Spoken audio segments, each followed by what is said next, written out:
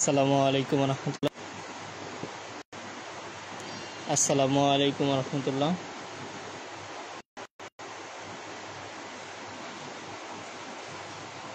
কেমন আছেন আপনারা সবাই? এখন আমি আপনাদেরকে কেমিস্ট্রি সাবজেক্টের সুপার শর্ট সাজেশন দেখাবো এবং সাজেশন থেকে যেগুলো রচনামূলক আছে, যেটা বোঝার আছে, সেই প্রশ্নটা আমি বোঝাই দেবো ইনশাল্লাহ। প্লাস এই সাজেশনটা এত পরিমাণ সংক্ষিপ্ত হবে, আপনি অল্প পড়েই একটা ভালো ফলাফল করতে পারবেন। যেহেতু আমাদের সময়ও অল্প আছে, তাই অল্প প্রশ্ন দিব এবং অল্প পড়বেন, ওখান থেকে কমন পাবেন ইনশাল্লাহ। ঠিক আছে, এখন আমরা এখান থেকে যদি দেখি, প্রথমে আমি বলি যে বিষয়টা, আমাদের এই সাবজেক্টটা কিন্তু খুবই গুরুত্বপূর্ণ। কেমন গুরুত্বপূর্ণ? এটা হচ্ছে আমাদের 4 ক্রেডিটের সাবজেক্ট।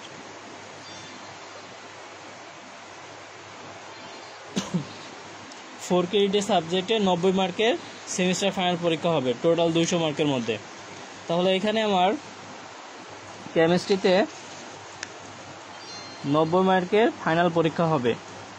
তো ক বিভাগে আমার 10টা প্রশ্ন থাকবে, 2 মার্ক করে 20 মার্ক।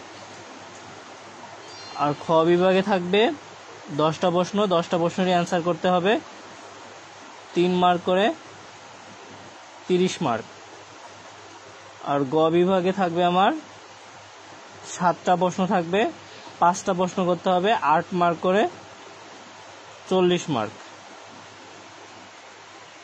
এই টোটাল হচ্ছে আমার 90 মার্কের কেমিস্ট্রিতে সেমিস্টার ফাইনাল পরীক্ষা হবে।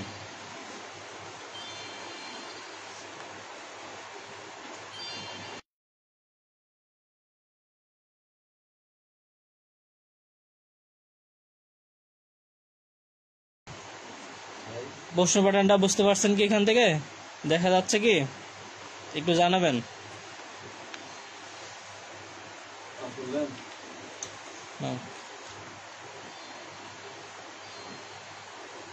দেখতে পাচ্ছি আমরা এখান থেকে। বাইরে অনেক বৃষ্টি হচ্ছে আজকে গাজীপুরে ডুয়েট এলাকায় অনেক বৃষ্টি হচ্ছে। আপনাদের এলাকায় কি বৃষ্টি হচ্ছে একটু জানাবেন। আমি এখান থেকে যে প্রশ্নগুলো দিব খুবই অল্প প্রশ্ন থাকবে, আর যারা সম্পূর্ণ লাইভটা দেখবেন ইনশাল্লাহ আপনি 30 মিনিট সময় দেন, এখান থেকে আপনি 100% প্রশ্নগুলো কমন পাবেন। অনেক বড় বড় সাজেশন থাকলেও ওইখান থেকে কিন্তু সবগুলো পড়া যায় না। কিন্তু আপনার আজকে মনে করেন যে রচনামূলক, আমি এখানে 9 থেকে 10টা দিব, অতি সংগীত সবগুলো বলে দিব, এখান থেকে আপনারা কমন পাবেন।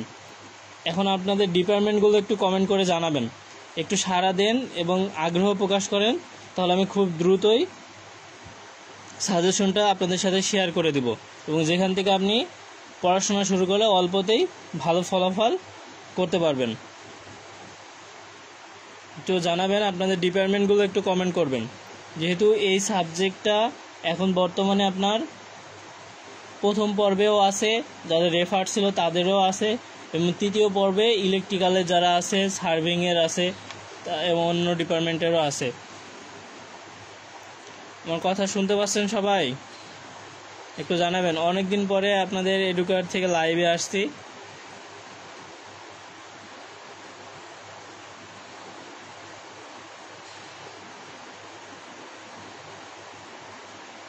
শুনতে পাচ্ছেন আপনারা?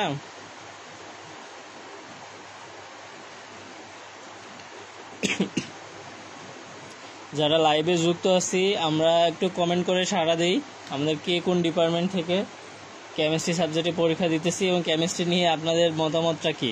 তাহলে আমি প্রথমে আপনাকে শেয়ার করলাম, এই সাবজেক্টে আমার 90 মার্কের সেমিস্টার ফাইনাল পরীক্ষা হবে। ক বিভাগে 10টা প্রশ্ন থাকবে, 10টা প্রশ্নের উত্তর দিতে হবে। এখানে একটা প্রশ্নের মান 2 মার্ক করে 20 মার্ক। খ বিভাগে 10টা প্রশ্ন থাকবে, যেটা সংক্ষিপ্ত, 3 মার্ক করে 30 মার্ক। 10টা প্রশ্নের উত্তর দিতে হবে। গ বিভাগে আপনার 7 থেকে 8টা প্রশ্ন থাকবে, এখান থেকে মাত্র 5টা প্রশ্নের অ্যান্সার দিতে হবে। এটা অনেকেই ভুল করে, গ বিভাগ থেকে 5টা প্রশ্নের অ্যান্সার দিতে হবে। একটা রচনামূলকের মান হবে, মার্ক হবে 8 মার্ক করে, তাহলে টোটাল আমার 5টাতে 40 মার্ক। এই টোটাল 90 মার্কের সেমিস্টার ফাইনাল পরীক্ষা হবে। আপনারা যারা কমেন্ট করবেন আমি তাদের কমেন্টগুলো পড়বো ইনশাল্লাহ। ঠিক আছে, একটু দ্রুত আমরা কমেন্ট করে দেই। কে কোন পলিটেকনিক থেকে দেখতেছি এবং কোন ডিপার্টমেন্ট থেকে কেমিস্ট্রি পরীক্ষা দিতেছি। আমাদের পেইড ব্যাচে যারা শিক্ষার্থী আছেন তারাও দেখতে পারেন এবং ক্লাসটা শেয়ার করে দিবেন। যেহেতু শেষ মুহূর্তের প্রস্তুতি কেমিস্ট্রি ক্লাস, আপনারা সর্বোচ্চ শেয়ার করেন, সবাই এখান থেকে উপকৃত হবেন ইনশাল্লাহ। আমি শুরু করতেছি, ঠিক আছে? যারা কমেন্ট করবেন কিছুক্ষণ পরে আমি কমেন্ট পড়ে শোনাবো ইনশাল্লাহ। যারা লাইভে যুক্ত আছেন সবার কাছে একটা রিকোয়েস্ট থাকবে, আপনি সম্পূর্ণ সময় পর্যন্ত লাইভে অ্যাক্টিভ থাকবেন ইনশাল্লাহ। দেখা যাচ্ছে কি? তাহলে আমরা এই বিষয়ে ক্লিয়ার হয়েছি যে আমাদের এখানে 90 মার্কের সেমিস্টার ফাইনাল পরীক্ষা হবে, যেহেতু আমাদের এটা 4 ক্রেডিটের সাবজেক্ট।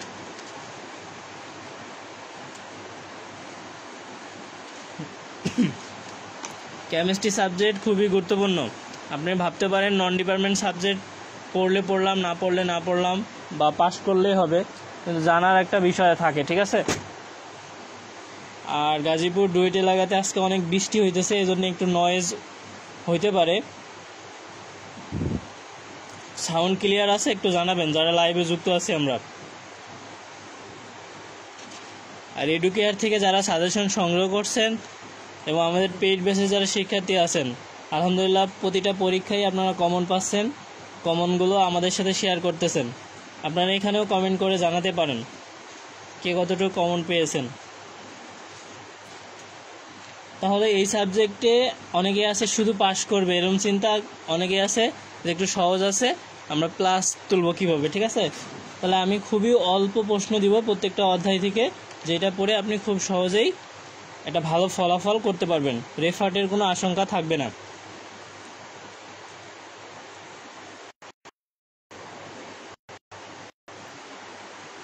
হ্যাঁ, আপনারা বেশি বেশি লাভ রিয়াক্ট দেন, লাইক করেন, কমেন্ট করেন, শেয়ার করেন। আমি শুরু করবো ইনশাল্লাহ। আর দেখেন শেষ মুহূর্তের প্রস্তুতি, আমি 20 থেকে 25 মিনিট, তার বেশি সময় নিব না। কেমিস্ট্রি সাবজেক্টটা আপনার জন্য আরও সহজ হবে আমি আশা করি।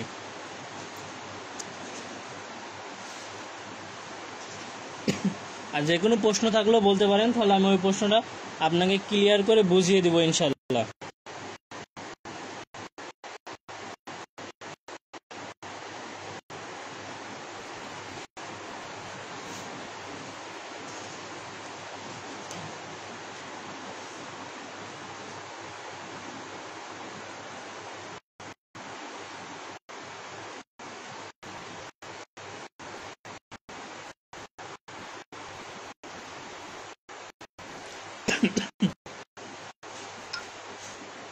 আর যারা স্টুডেন্ট আছেন শুধুমাত্র ওয়ান নাইট প্রিপারেশন নেন, তাদের জন্য আর কি এক বালতি শুভকামনা।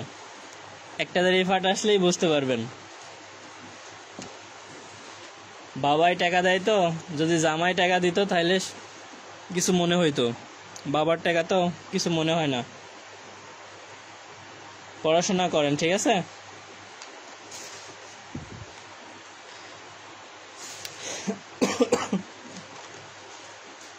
আচ্ছা, যেগুলো আমাদের মোস্ট ইম্পর্টেন্ট আমি ওইগুলো একটু দেখাই। অতি সংক্ষিপ্ত আমি বলে দিচ্ছি, বেশি বলবো না, যে কয়েকটা বলবো এই কয়েকটাই আপনি পড়বেন। জানি আগে তো পড়ছেনই, এখন একটু দেখলেই আপনার জন্য সহজ হবে, ঠিক আছে? যেহেতু কেমিস্ট্রি, ঠিক আছে, কেমিস্ট্রির যে মৌলিক যে বিষয়গুলো আছে এগুলো কিন্তু ইম্পর্টেন্ট। এখান থেকে আমি যেগুলো বলবো এগুলো ইনশাল্লাহ সবগুলোই কমন আসবে, আপনি জাস্ট একটু দেখে যাবেন। প্রথমে দেখেন হাইড্রোজেনের আইসোটোপ কয়টি? হাইড্রোজেনের আইসোটোপ হচ্ছে 3টি। এই 3টা জাস্ট এখান থেকে পড়ে যাবেন, ঠিক আছে? একটা শেষ।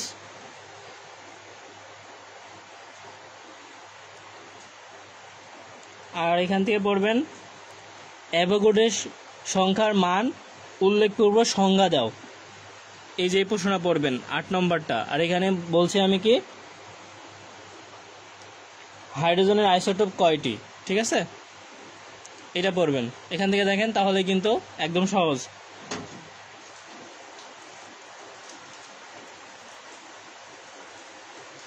আর এখান থেকে পড়বেন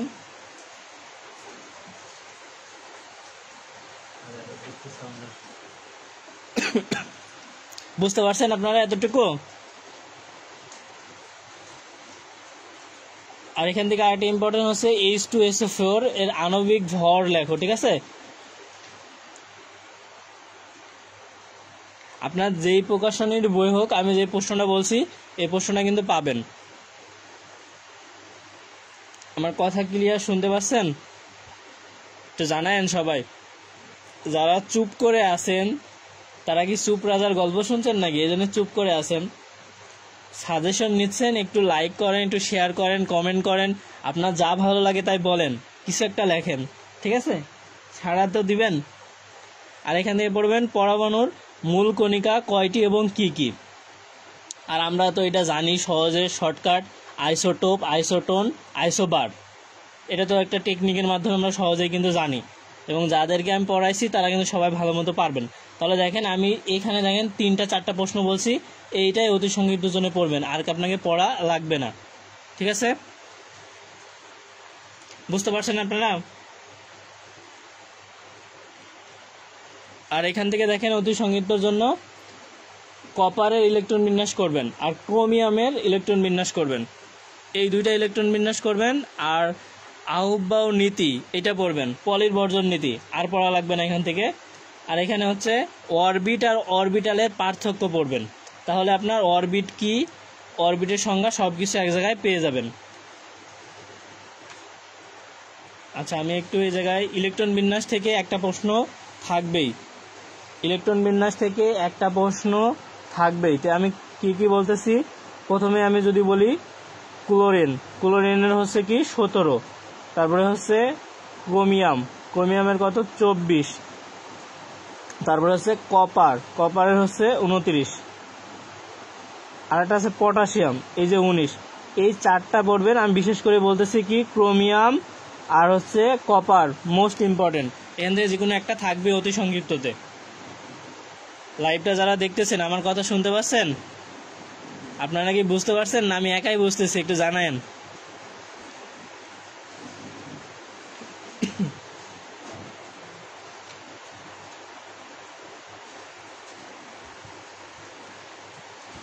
একটু পরে আপনাদের কমেন্টগুলো পড়বো, আপনারা দ্রুত কমেন্ট করেন কে কোন ডিপার্টমেন্ট থেকে দেখছেন, কোন পলিটেকনিক থেকে। এখন আসেন সংক্ষিপ্ততে। সংক্ষিপ্ততে অণু পরমাণুর পার্থক্যটা পড়বেন, তাহলে আর আপনাকে কিছু পড়তে হবে না। আমি যেভাবে বলি, যতটুকু বলি এতটুকুই পড়বেন। আপনার কাছে অনেকে অনেক প্রতিষ্ঠানে সাজেশন থাকতে পারে, বা সাজেশন বই থাকতে পারে, বা যেটাই থাকুক, আমি আপনাকে যতটুকু বলতেছি এতটুকু পড়েন। মনে করেন একই প্রশ্ন আপনি সংক্ষিপ্ত পড়ে গেছেন, ওইখান থেকে অতি সংক্ষিপ্ত রচনামূলক এমন আসলেও কিন্তু লিখতে পারবেন। আর একই প্রশ্ন বারবার পড়ার দরকার নাই। দেখেন এইখানে যদি আপনি অণু ও পরমাণু, একটা টেকনিকটা দেখেন, অণু এবং পরমাণুর মধ্যে পার্থক্যটা যদি পড়েন, তাহলে অণু কাকে বলে, পরমাণু কাকে বলে, এবং এখান থেকে এদের হচ্ছে গঠন, বিভাজন, সংখ্যা, স্থায়িত্ব সবই কিন্তু এখান থেকে হয়ে যাবে। আপনাকে আলাদা করে পড়তে হবে না যে অণু কাকে বলে, পরমাণু কাকে বলে। বুঝতে পারছি আমি? এটা পড়েন। আর এইখান থেকে এই ম্যাথ দেখবেন, যাদের সময় আছে তারা দেখবেন যে আমি সবগুলো পারি, তাহলে এই অধ্যায় থেকে এই ম্যাথটা আমি দেখতে পারি যে 2 গ্রাম NH3-তে কয়টি অণু আছে, বা এইখানে এই অ্যাসিডটা বাদে অন্য অ্যাসিডও দিতে পারে, ঠিক আছে? এটাই, আর আপনাকে পড়তে হবে না। আর পূর্বেই তো আমি বলছি যে আপনার আইসোটোপ, আইসোটোন, আইসোবার এগুলো কিন্তু আপনি সহজেই আইসোটোন, তাহলে কি বলছে আমার, যার নিউটন সংখ্যা সমান, টোন টেকনিক দিয়ে আমি যাদেরকে পড়াইছি তারা তো জানেনি। আর আমি তো বলে দিছি না, অরবিট অরবিটাল তো পড়তে বলছি, এখান থেকে আর পড়া লাগবে না আপনাদের। তাহলে দেখেন আমি এইটাতে খুবই কম বলছি। আর রচনামূলকের জন্য শুধু একটাই প্রশ্ন এখান থেকে পড়বেন, কোয়ান্টাম সংখ্যা কি এবং বিভিন্ন প্রকার কোয়ান্টাম সংখ্যার বর্ণনা দাও। এই শুধু এই রচনামূলক প্রশ্নটা এখান থেকে পড়বেন, আর পড়ার দরকার নাই আপনার। আশা করি এখান থেকে কমন পাবেন। কোয়ান্টাম সংখ্যা কি এবং কোয়ান্টাম সংখ্যার বর্ণনা দাও। আপনার এইখান থেকে কিন্তু এক্সট্রা করে পড়ার দরকার না যে মূল কণিকা কি, পরমাণুর স্থায়ী মূল কণিকা কয়টি এবং কি কি বর্ণনা করো, কারণ আপনাকে অতি সংক্ষিপ্ত আমি কিন্তু পড়াইছি। এটা জাস্ট ওইখান থেকে যদি আপনি পড়েন তাহলে এটাও পারবেন। কিন্তু এখানে মোস্ট ইম্পর্টেন্ট হচ্ছে কোয়ান্টাম সংখ্যা কি এবং বিভিন্ন প্রকার কোয়ান্টাম সংখ্যার বর্ণনা দাও। দেখেন প্রথম অধ্যায় আমাদের কমপ্লিট। আপনারা কি প্রথম অধ্যায় সবাই বুঝতে পারছেন? তাহলে ফার্স্ট ডান লিখবেন। যারা প্রথম অধ্যায় বুঝতে পারছেন তারা ফার্স্ট ডান লিখবেন।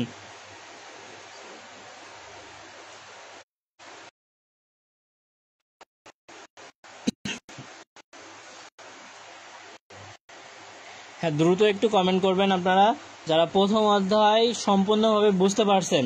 আমি কিন্তু আপনাদের একটা মাত্র রচনামূলক দিয়েছি, সংক্ষিপ্ত দিয়েছি আপনার 4টা মতো, আর অতি সংক্ষিপ্ত দিয়েছি আমি কয়টা, 7টা কি 8টা, ঠিক আছে।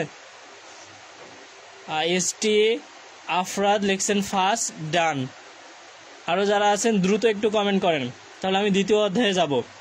খুব বেশি সময় লাগবে না, আপনারা দ্রুত একটু কমেন্ট করেন, তাহলে আমি কিন্তু দ্রুত বলে দেব। আর আমি যতটুকু বলছি ভাই আপনারা এতটুকুই পড়েন, এখান থেকেই আপনারা কমন পাবেন।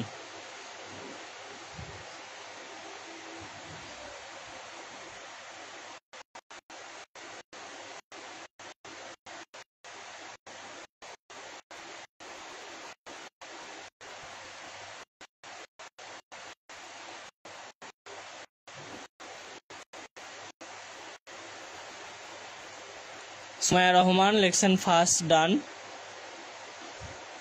ইনশাল্লাহ আমি শর্টকাটই দিব ইনশাল্লাহ।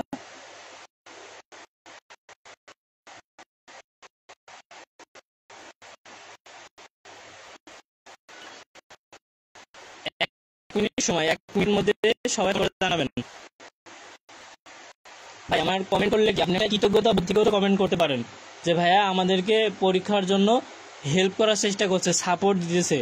অনেকে আমরা জানি না কোনটা গুরুত্বপূর্ণ, কোনটা লেস ইম্পর্টেন্ট, কোনটা আমার পড়লে সহজেই মনে রাখতে পারবো, এবং সব পড়ার থেকে কোনগুলো অল্প পড়ে ভালো রেজাল্ট করা যাবে বলে দিচ্ছে। তাহলে কেন একটু কমেন্ট করতে পারবো না আমরা, তাই না?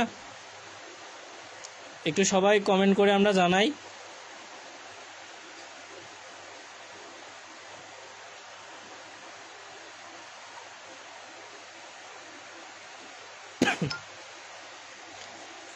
আচ্ছা, আপনারা কমেন্ট করেন, আমি দ্বিতীয় অধ্যায় বলি। হ্যাঁ, তাহলে প্রথম অধ্যায় আমি বলছি, প্রথম অধ্যায় থেকে মিনিমাম কিন্তু আপনারা একটা ভালো মার্ক পেয়ে যাবেন। 10 মার্ক প্রথম অধ্যায় থেকে থাকবেই। প্রথম অধ্যায় থেকে 90-এর মধ্যে 10 মার্ক থাকবে ইনশাল্লাহ।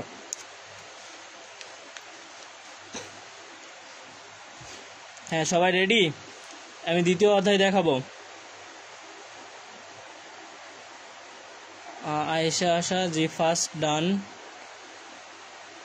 মাশরাফি জিম ডান। ওকে, সবার কমেন্ট তো পড়তে পারবো না, এই কয়েকজনের কমেন্ট পড়লাম, আর দ্বিতীয় অধ্যায় শুরু করতেছি ইনশাল্লাহ।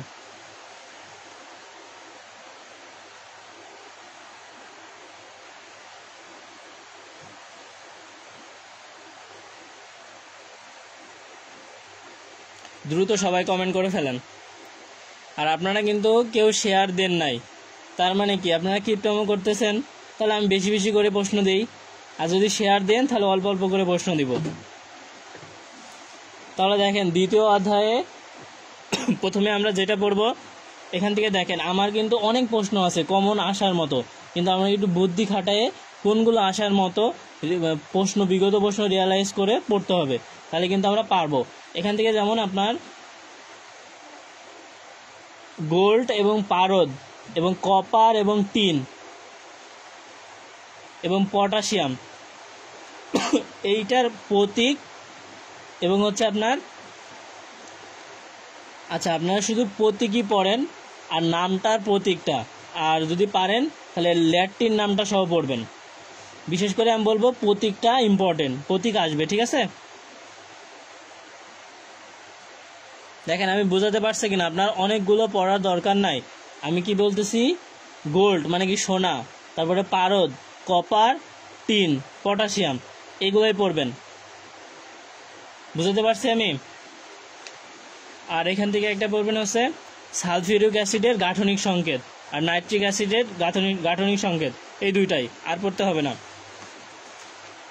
বুঝতে পারছেন আপনারা দ্বিতীয় অধ্যায়ের অতি সংক্ষিপ্ততে? আর একটা মোস্ট ইম্পর্টেন্ট হচ্ছে যোজনী বা যোজ্যতা, এইটা অতি সংক্ষিপ্ত পড়বো।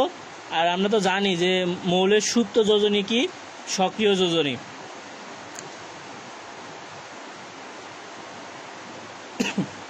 আর এখান থেকে পড়বো হচ্ছে যৌগমূলক কি।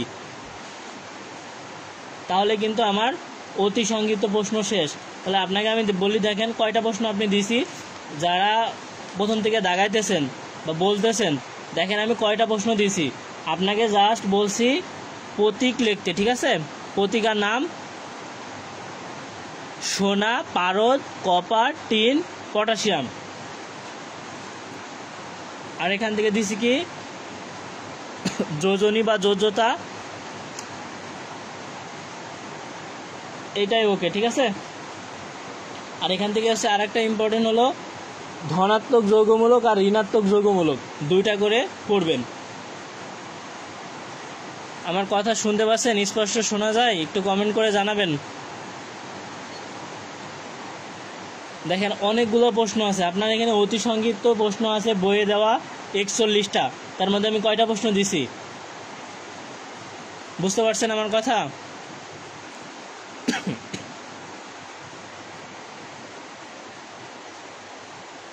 দেখা যাচ্ছে ক্লিয়ার?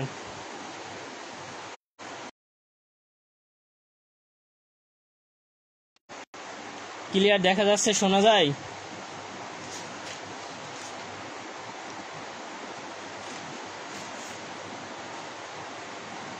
আর সংক্ষিপ্ততে পড়বেন এখান থেকে CO2 সংকেতটির তাৎপর্য লেখো, এটা পড়বেন, ঠিক আছে? আর স্থূল সংকেত আর আণবিক সংকেতের মধ্যে পার্থক্য,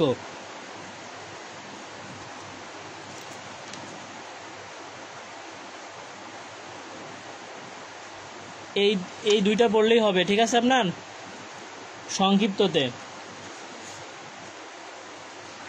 আর রচনামূলকের জন্য এখান থেকে পড়বেন হচ্ছে আপনি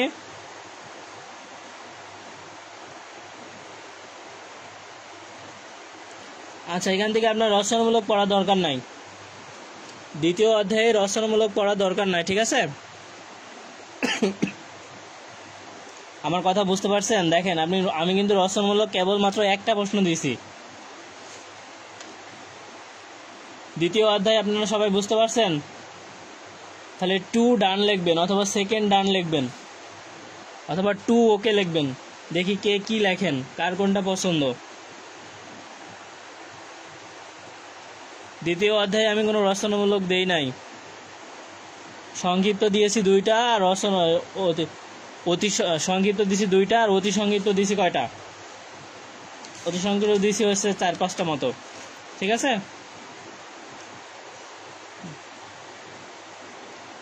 যদি দ্বিতীয় অধ্যায় আপনাদের ওকে হয় তাহলে লিখবেন 2 ওকে বা 2 ডান। সুমাইয়া রহমান 2 ওকে।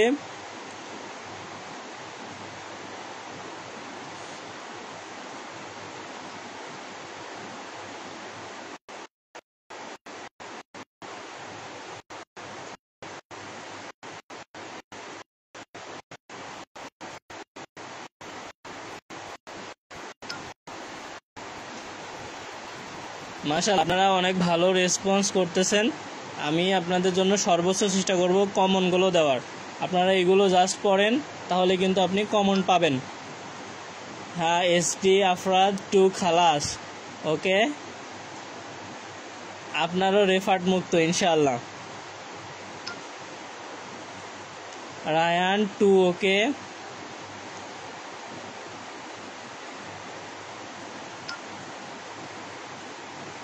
তারপরে MST কি, আচ্ছা পরে দেখতেছি। হালিমা খাতুন আখি 2 ওকে, ধন্যবাদ আপনাকে। যারা রেসপন্স করতেছেন সবার জন্য অনেক অনেক শুভকামনা। এবং আমি যতটুকু বলতেছি ভাইয়া, আপনি আজকে একবার রাতে কমপ্লিট করবেন, প্লাস ঘুম থেকে উঠে জাস্ট আপনি রচনামূলকটা দেখে যাবেন, তাহলে এই সাবজেক্টে আপনি প্লাস পাবেন খুবই সহজেই। আচ্ছা, আমরা তৃতীয় অধ্যায়ে চলে যাই, আপনারা কমেন্ট করতে থাকেন, ঠিক আছে?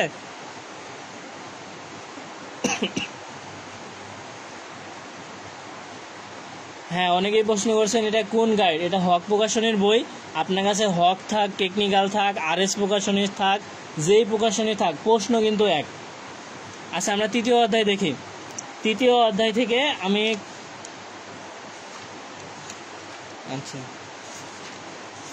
এখান থেকে একটা ম্যাথ আসতে পারে, এটা ভালো স্টুডেন্টের জন্য দরকার, কিন্তু আমরা যারা পাস করব এবং একটু মোটামুটি রেজাল্ট করব তাদের জন্য ম্যাথটা করা দরকার নেই। আচ্ছা দেখি তৃতীয় অধ্যায় হচ্ছে আমাদের গ্যাস। তাহলে গ্যাস যেহেতু আছে তাহলে এখান থেকে মোস্ট ইম্পর্টেন্ট হচ্ছে এসটিপি। এসটিপির পুনরূপ কি? Standard temperature and pressure. STP most important অতি সংক্ষিপ্তর জন্য। STP standard temperature and pressure. এবং এনটিপি কি? Normal temperature and pressure. আবার এসটিপি কি? প্রমাণ তাপমাত্রা। ঠিক আছে, ওইটা পড়বেন। আর এখানে বয়েলের সূত্র, চার্লসের সূত্র আর অ্যাভোগাড্রোর সূত্র, এই তিনটা সূত্র পড়বেন। আর একটা হচ্ছে মোস্ট ইম্পর্টেন্ট, আদর্শ গ্যাসের সমীকরণ লেখো, পিভি সমান এনআরটি। আর আদর্শ গ্যাসটা কি? এটা হচ্ছে ইউনিক বিষয় এবং মৌলিক বিষয়, আপনার বেসিক থেকে বুঝতে পারবেন। আদর্শ গ্যাস কি? মানে আমার যে গ্যাসের ক্ষেত্রে চার্লস এবং বয়েলসের যে সূত্র আছে এবং অ্যাভোগাড্রোর, এই যে সকল গ্যাস সকল তাপমাত্রায় ও চাপে বয়েলের এবং চার্লসের যে সূত্র আছে সেটা যদি মেনে চলে তবেই সে কি হবে? আদর্শ গ্যাস হবে। তাহলে এখান থেকে আমি কি বলছি ইম্পর্টেন্ট? এসটিপি, এনটিপি, বয়েলের সূত্র, চার্লসের সূত্র, অ্যাভোগাড্রোর সূত্র আর আদর্শ সমীকরণ মোস্ট ইম্পর্টেন্ট আসবে ইনশাল্লাহ। আর আদর্শ গ্যাস কাকে বলে তো সেটা বলেই দিলাম।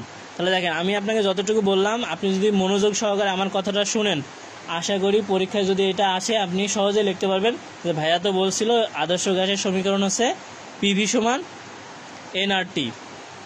এবং আদর্শ গ্যাস কি? এক কথায় আদর্শ গ্যাস হলো, যেহেতু সূত্র আছে গ্যাসের দুইটা সূত্র, চার্লস এবং বয়েলের, এই সূত্র দুইটা যেই গ্যাসগুলো মানে তারাই হচ্ছে আমার কি? আদর্শ গ্যাস। আপনাকে এক্সট্রা করে মুখস্থ করা লাগবে না যদি আমার কথা মনোযোগ সহকারে শুনেন। এখন আসেন সংক্ষিপ্ত প্রশ্ন। সংক্ষিপ্ত প্রশ্নে আপনি জাস্ট পড়বেন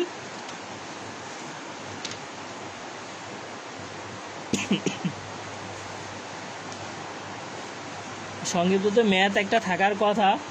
আপনি ম্যাথ যদি পারেন তাহলে আমি একটা ম্যাথ করার কথাই বলবো আপনাকে জাস্ট, তাহলে এটার সমান কিন্তু আপনি সবগুলো ম্যাথে এখান থেকে পারবেন।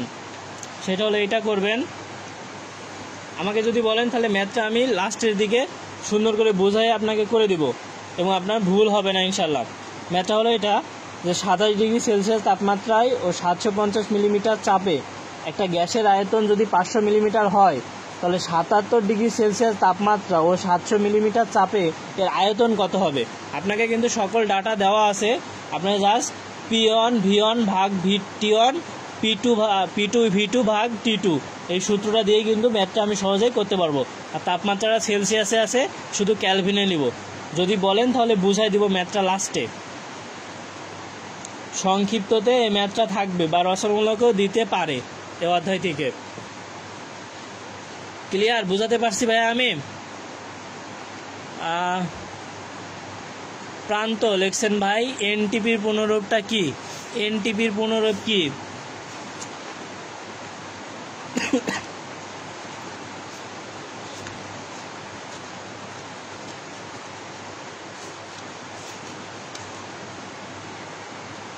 দেখেন নর্মাল টেম্পারেচার অ্যান্ড প্রেশার, আর এসটিপি হচ্ছে স্ট্যান্ডার্ড টেম্পারেচার অ্যান্ড প্রেশার। আর পরম শূন্য তাপমাত্রা তো জানি আমরা 0 ডিগ্রি ক্যালভিন বা -273 ডিগ্রি সেলসিয়াস। এখন আবার ডুয়েট এলাকায় আরও জোরে বৃষ্টি হচ্ছে।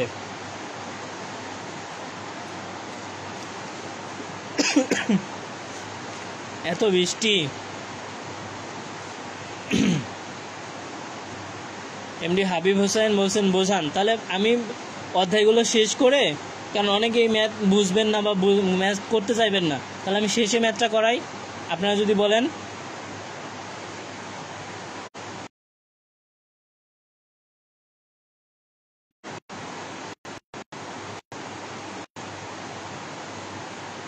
আপনারা কিন্তু কেউ শেয়ার করতেছেন না, একটু বেশি বেশি করে শেয়ার করেন এবং আপনার বন্ধুদের @চাপেন, দেখেন কোন বন্ধুটা আসে তাকে মেনশন করে দেন। অন্তত আপনি তো শিখতেছেন, তাহলে আপনার বন্ধুও শিখুক, সমস্যা আছে? আর আগামীকালকেই তো পরীক্ষা, আজকে একটু দেখলেন, আধা ঘন্টা একটু সময় দিলেন,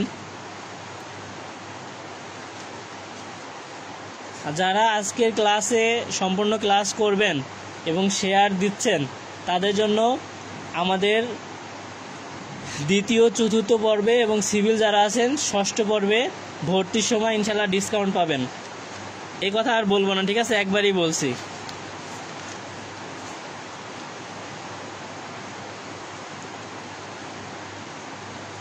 আচ্ছা, এখন আমাদের আসেন, আমি 3 নম্বর অধ্যায় কিন্তু বলে দিয়েছি। 3 নম্বর অধ্যায়ে কারো সমস্যা আছে?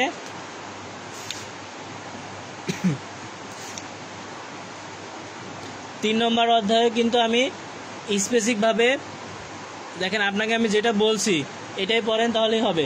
আর এখান থেকে এটা পড়বেন আদর্শ গ্যাসের সমীকরণ রচনামূলকের জন্য পিভি সমান এনআরটি। 3 নম্বর অধ্যায় একটা রচনামূলক। তাহলে দেখেন, প্রথম অধ্যায়ে একটা রচনামূলক দিয়েছি আর 3 নম্বর অধ্যায়ে একটা রচনামূলক দিয়েছি। 3টা অধ্যায়ে মাত্র 2টা রচনামূলক দিয়েছি। আর সংক্ষিপ্ত অতি সংক্ষিপ্ত দেখেন অনেক কমাই দিয়েছি। জাস্ট আপনি এগুলো আজকে পড়েন, এখান থেকে কমন পাবেন।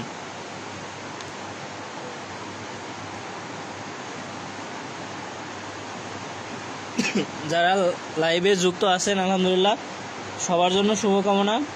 আপনাদের সবার কাছে একটা রিকোয়েস্ট, লাইভটা একটু শেয়ার করেন এবং কমেন্ট করেন এবং বন্ধুদেরকে মেনশন করেন। যে কোনো বিষয় না বুঝলে আমাকে একটু নক করেন এবং কাছে বই থাকলে বইটা একটু দাগায় নেন। ভাই একটু ফাস্ট বোঝান, করতে হবে ভাই, ঠিক আছে ইনশাল্লাহ, খুবই ফাস্ট বোঝাইতেছি। 4 নম্বর অধ্যায় দেখেন, আমার প্রথম কথা দেখেন, আমি যে অধ্যায় নিয়ে কথা বলবো সেই অধ্যায়টা আগে বুঝতে হবে। এখানে বলতেছে কি 4 নম্বর অধ্যায় রাসায়নিক বন্ধন। তাহলে রাসায়নিক বন্ধন জিনিসটা আসলে কি সেটা আমরা আগে জানবো। একজন টিচার যখন 4 নম্বর অধ্যায়ে আসবে, যখন প্রশ্ন করতে যাবে, তখন এই অধ্যায়ের কি মেন যে গুরুত্বপূর্ণ বিষয়গুলো ওইটাই সে প্রশ্ন করবে। সে তো আউল ফাউল প্রশ্ন করবে না, তাই না? এমএসটি নুসরাত জাহান লেখছেন ভাইয়া পাইথনও দেন। আমাদের তো পেইড সাজেশন আছে। আজকে তো আমরা জাস্ট কেমিস্ট্রির জন্য শুধু ফ্রি সাজেশনটা দিচ্ছি। আমি কিন্তু এই পরীক্ষার মধ্যে সাজেশন লাইভ করি নাই। আমাদের প্রথম, তৃতীয় এবং পঞ্চম সবার জন্যই কিন্তু পেইড সাজেশন আছে এবং যেখান থেকে আপনারা ইতিপূর্বে যে পরীক্ষাগুলো হয়েছে সবগুলো কিন্তু কমন পাইছেন। এবং আমাদের সাজেশনগুলো আমি এখন যেভাবে বলতেছি শেষ মুহূর্তে কিন্তু এভাবে কমাই দিই এবং সবগুলো ইনশাল্লাহ কমন থাকে। এবং আমাদের এডুকেয়ার পেজে আপনি যুক্ত থাকেন তাহলে সবগুলো এমনি অনায়াসেই বুঝতে পারবেন আপনি। আচ্ছা, এখান থেকে বলি এবার রাসায়নিক বন্ধন। এই যে বন্ধন, এইখান থেকে রাসায়নিক বন্ধন কাকে বলে এটা আমরা প্রথমেই পড়বো। আর বন্ধনের মধ্যে অনেকগুলো বন্ধন আছে না, সিগমা, পাই, এই যে বন্ধনগুলো আছে, সন্নিবেশ আছে, সমযোজী বন্ধন, এগুলো আমরা পড়বো, ঠিক আছে। কিন্তু জাস্ট আমি এখানে আপনাকে যতটুকু বলি এতটুকুই পড়েন, শুধু পড়েন যে রাসায়নিক বন্ধন কাকে বলে এটা পড়েন, ঠিক আছে, অতি সংক্ষিপ্ততে। এবার আসেন সংক্ষিপ্ততে। সংক্ষিপ্ততে আপনি এটাই পড়বেন যে রাসায়নিক বন্ধন কত প্রকার এবং কি কি। 4 প্রকার। একটা কি আয়নিক বন্ধন, সমযোজী বন্ধন, সন্নিবেশ বন্ধন, ধাতব বন্ধন, ঠিক আছে। এখন এখান থেকে এটা যদি আপনি পড়েন, আর রচনামূলকের জন্য যদি আপনাকে এখান থেকে আমি একটা বলি যে সোডিয়াম ক্লোরাইড কিভাবে সোডিয়াম ও ক্লোরাইডের মধ্যে আয়নিক বন্ধনের সৃষ্টি হয়, এটা একটা পড়বেন। আর এখান থেকে পড়বেন সিগমা এবং পাই বন্ধন ব্যাখ্যা করো। আমাদের যারা স্টুডেন্ট ছিলেন বা আমি যাদের কেমিস্ট্রি পড়াইছি, দেখেন আয়নিক বন্ধন কিভাবে হয়, ধাতুর সমযোজী বন্ধন কিভাবে হয়, তারপরে আপনার সন্নিবেশ সমযোজী বন্ধন কিভাবে হয় এবং ধাতব বন্ধন কিভাবে হয়। আমি কিন্তু খুব ছোট করে বোঝাইছিলাম, এখন অত বিস্তারিত বলবো না। জাস্ট আপনি আয়নিক বন্ধনটা আর সমযোজী বন্ধন খুব ভালো করে পড়বেন। আর এখান থেকে একটা রচনামূলক পড়বেন যে আয়নিক বন্ধনের আধুনিক ধারণা ব্যাখ্যা করো, বা সোডিয়াম ক্লোরাইড একটি আয়নিক যৌগ, সাপেক্ষে যুক্তি দাও। সোডিয়াম ক্লোরাইড, সোডিয়ামিক একটা ধাতু, ক্লোরাইনকে, তাহলে দেখেন এটা যে ধাতু অধাতু সেটা হচ্ছে আমার কি আয়নিক বন্ধন। আর সিগমা এবং পাই বন্ধনের মধ্যে পার্থক্য, এটা পড়বেন, তাহলে কিন্তু আমার ওকে, বুঝতে পারছেন আপনি। তাহলে দেখেন 4 নম্বর অধ্যায়ে একটা মাত্র রচনামূলক দিছি, সংক্ষিপ্ত অতি সংক্ষিপ্ত একটা দিছি, আর সংক্ষিপ্ত দিছি কয়টা, 2টা। একটা সিগমা আর পাই বন্ধনের পার্থক্য, আর একটা কি রাসায়নিক বন্ধন কত প্রকার ও কি কি। 4 নম্বর অধ্যায় কিন্তু ওকে। সিগমা আর পাই বন্ধনের পার্থক্য পড়বেন, তাহলে আমার 4 নম্বর অধ্যায় এখান থেকে ওকে। অনেক অনেক প্রশ্ন আছে, অনেক পড়তে মন চাইবে, কিন্তু অত আপনার পড়ার দরকার নেই। দেখেন 4 নম্বর অধ্যায় যদি ওকে হয় তাহলে 4 ওকে লিখবেন, 4 ডান, ঠিক আছে? 4 ওকে বা 4 ডান লিখবেন।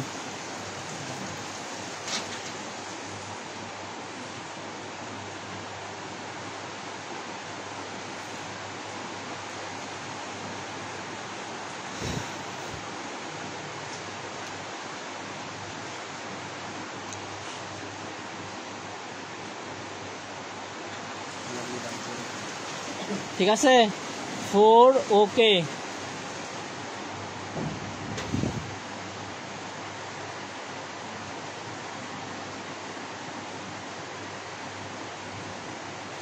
আরেকটা বিষয় ভাই, যারা আমার থেকেও বেশি বুঝেন বা মনে করেন যে ভাইয়ের এগুলো পড়া দরকার না, আমি যেগুলো পড়ছি এগুলোই পড়ি বা আমার এখন দরকার নাই, তারা না পড়লেও সমস্যা নাই। আমি জাস্ট আপনাকে হেল্প করার জন্য এবং উপকার করার জন্যই দিচ্ছি, যেন আপনি শেষ মুহূর্তে এসেও যেন জগা খিচুড়ি না করেন, সবগুলো যেন না পড়েন। শেষ মুহূর্তের প্রস্তুতি মানে কি, একটা অধ্যায় থেকে আপনার 50টা প্রশ্ন আছে, 50টা প্রশ্ন তো আর পড়া যাবে না। আপনি ওখান থেকে 3টা 4টা 5টা প্রশ্ন পড়লেন, সংক্ষিপ্ত অতি সংক্ষিপ্ত রচনামূলক আছে 5টা, ওখান থেকে আপনি একটা পড়লেন। এভাবে পড়তে হবে আপনাকে।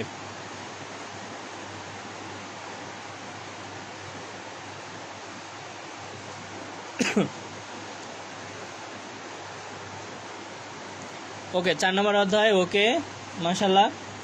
এখন আমরা এখান থেকে 5 নম্বর অধ্যায়টা দেখব। 5 নম্বর অধ্যায়টা ইম্পর্টেন্ট, অম্ল, ক্ষারক এবং লবণ। ঠিক আছে, আমাদের জীবনটাই লবণ, ঠিক আছে? লবণ ছাড়া কিন্তু কোনো কিছু হবে না। এটা খুব মজার অধ্যায় এবং এই অধ্যায়টা একটু বুঝে পড়লে অনেক সহজ। আর এখান থেকে আপনার আরোহেনিয়াস আর হচ্ছে লুইস ইম্পর্টেন্ট, আমি বলতেছি আর কি। লবণ না, সল্ট। রাজার গল্প শুনছেন? রাজার 4টা মেয়ে ছিল, 4টা মেয়েকে একবার কি জিজ্ঞেস করছিল, আমাকে কে কেমন ভালোবাসে? ছোট মেয়ে বলছিল যে আমি লবণের মতো ভালোবাসি। গল্প শুনছেন কেউ? না গল্প পারেন কেউ? খাবারে লবণ না দিলে তো খাওয়া যায় না, তাই উনি বলছিল আর কি। পরে ওনাকে কি বনবাস দিয়েছিল। আর যে মেয়েগুলো বলছিল যে মিষ্টির মতো ভালোবাসি, অন্য জিনিসের, তাদেরকে কি খুব যত্ন করছিল।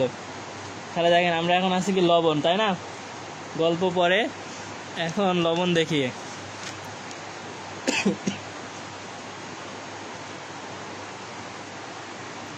কি গল্প শোনা শেষ? প্রান্ত লেখছেন, জি ভাই শুনছি। বাহ, আপনারা মাল্টি ট্যালেন্ট।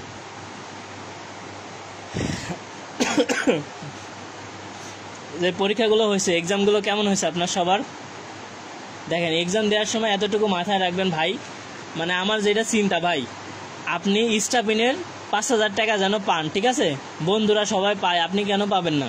অন্তত ভাই পাস করেন।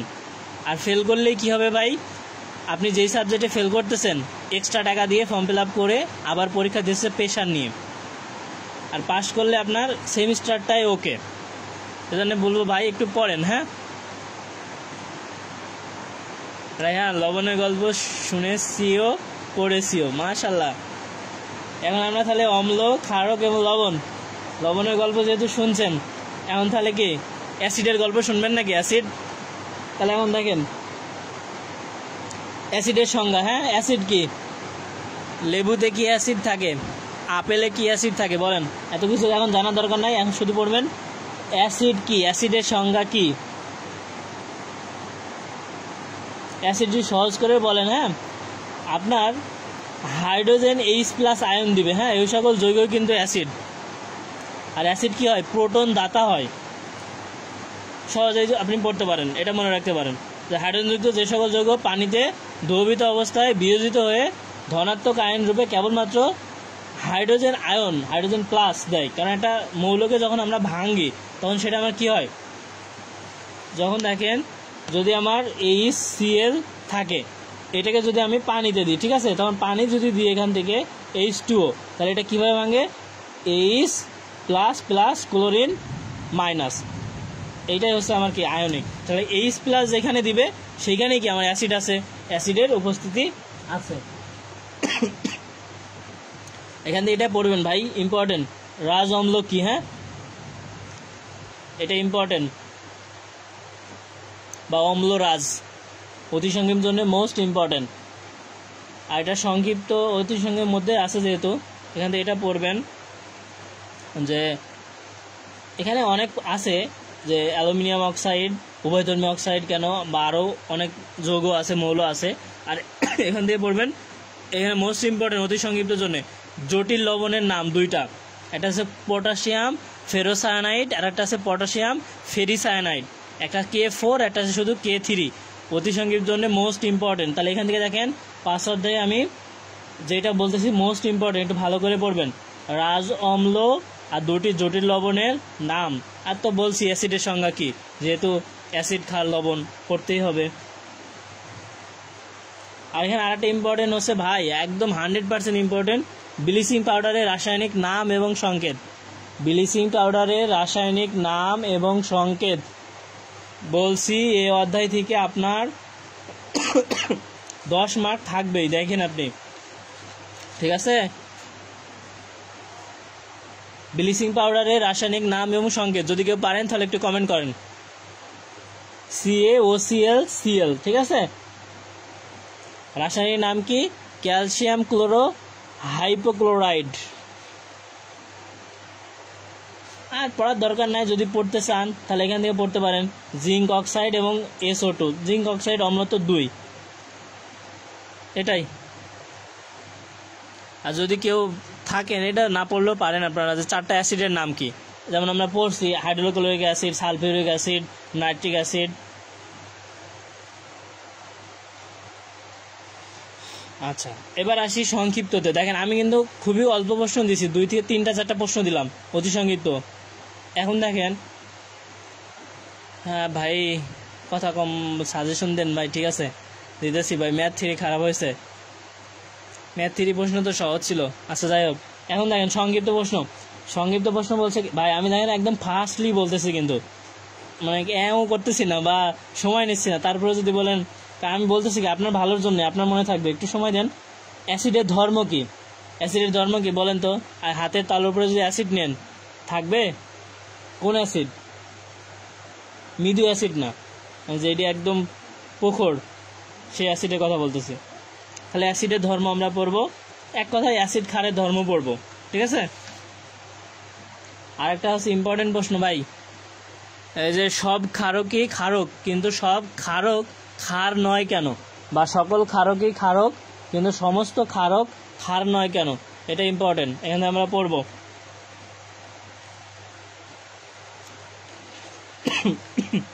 আর পড়া লাগবে না। আর এখান থেকে এটা দেখবো আমরা, যুগ্ম লবণ ও দ্বিলবণ জটিল লবণের মধ্যে পার্থক্য। আর এখান থেকে এইটাই পড়বো, লবণ কাকে বলে এবং উদাহরণ সহ মিশ্র লবণ, যুগ্ম লবণ, জটিল লবণ সম্পর্কে আলোচনা করো। একটা প্রশ্ন। তাহলে দেখেন আমি টোটাল এই পর্যন্ত আসছি 5টা অধ্যায়। 5টা অধ্যায়ে আমি কি 3টা রচনামূলক দিছি। এই 3টা রচনামূলক যে আমি দিছি, এখন দেখেন এখানে কতগুলো রচনামূলক ছিল, 3টা মাত্র দিছি, ঠিক আছে। দেখেন 5 অধ্যায় পর্যন্ত সবাই বুঝছেন কিনা? আপনারা কি বুঝতে পারছেন না আমি একাই বুঝতেছি, একটু জানায়েন।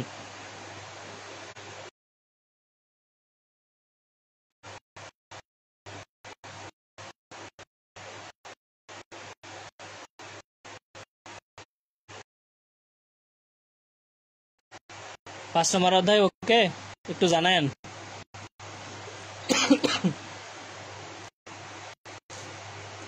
আচ্ছা, আমরা এখন 6 নম্বর অধ্যায় আসি, একদম দ্রুত। 6 নম্বর অধ্যায় দ্রুত। আমি কিন্তু আপনাকে বলছি যে কোন অধ্যায় কত মার্ক থাকবে, ঠিক আছে, তো পড়েন। এখানে দেখেন একটা মোস্ট ইম্পর্টেন্ট অতি সংক্ষিপ্ত প্রশ্ন, পিএইচ কাকে বলে বা পিএইচ বলতে কি বোঝায়, বা পানির পিএইচ কত, ঠিক আছে, মানুষের রক্তের পিএইচ কত। এই যে আমি যে কথাটা বলছি ন্যানো সেকেন্ডে বা 2-5 সেকেন্ডের মধ্যে, এখান থেকে দেখেন একটা প্রশ্ন ইনশাল্লাহ থাকবেই। পিএইচ বলতে কি বোঝায়, পানির পিএইচ কত, বা মানুষের রক্তের পিএইচ কত, এখান থেকে একটা প্রশ্ন থাকবে। হ্যাঁ, আর হচ্ছে এখান থেকে পড়বো নর্মালিটি, ঠিক আছে, মোলারিটি, মোলার দ্রবণ। আর এখানে আরেকটা প্রশ্ন হচ্ছে নির্দেশক বলতে কি বোঝায়? নির্দেশক আর দুটি নির্দেশকের নাম লেখো, মিথাইল অরেঞ্জ লিটমাস বা মিথাইল রেড, ঠিক আছে। আর নির্দেশকের ব্যবহার তো আপনারা পারেন। আর এখান থেকে হচ্ছে বাফার দ্রবণ। আমি এই যেইটা বলছি ভাই, এইখান থেকে আপনি মিনিমাম কয় মার্ক, 2 মার্ক, 2-3 মার্ক এখান থেকে কমন পাবেনই। দেখেন আমি কি বলছি, বাফার দ্রবণ, নির্দেশক কাকে বলে, নির্দেশক দুটির নাম, আর এটা হচ্ছে কি নর্মালিটি বলছি, আর পিএইচ, মানুষের রক্তের পিএইচ কত একটু লেখেন তো, কমেন্ট করেন। আর পানির পিএইচ কত বলেন।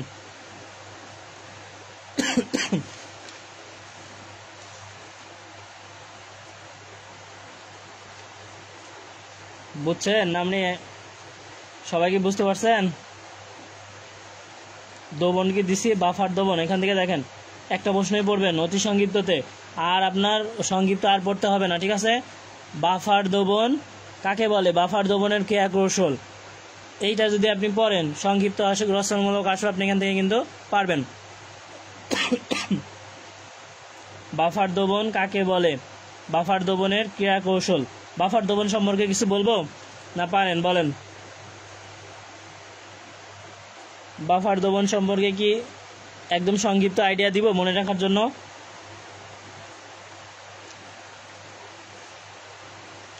সংক্ষিপ্ত একটা এখানে দেখতে পারেন যে প্রাইমারি বা সেকেন্ডারি স্ট্যান্ডার্ড পদার্থ কি। ওকে, আপনার 6 নম্বর অধ্যায় কি ওকে? সুমায়া আফরিন, পানি 7, রক্ত 7.4, শিওর?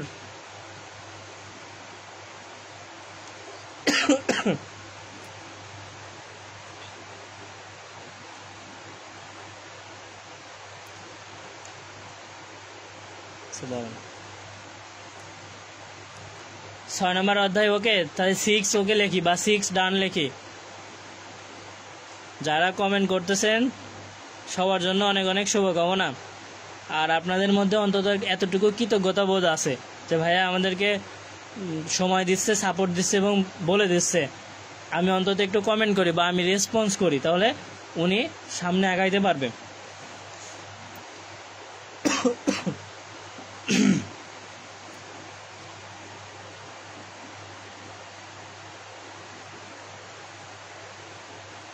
হ্যাঁ, প্রীতম, জয় 6 ওকে, ইস্তিয়াক হোসাইন 6 ওকে, সুমাইয়া রহমান 6 ওকে, হালিমা খাতুন 6 ওকে, সুমাইয়া আফরিন ওকে, আর আয়েশা আশা 6 ওকে ভাইয়া ওকে। পরে আবার বললেন না ভাই কমন আসে নাই, ঠিক আছে, পড়েন ইনশাল্লাহ কমন পাবেন। হ্যাঁ, কারণ আমি আপনাদের হেল্প করার জন্যই তো সময়টা নিচ্ছি।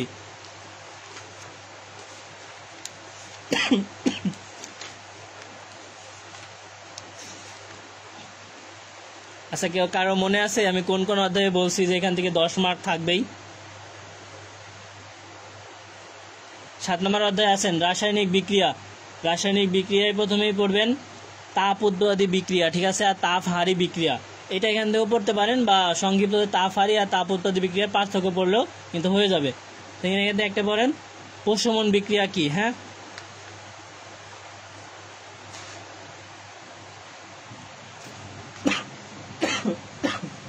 অতি সংক্ষিপ্ত ইম্পর্টেন্ট।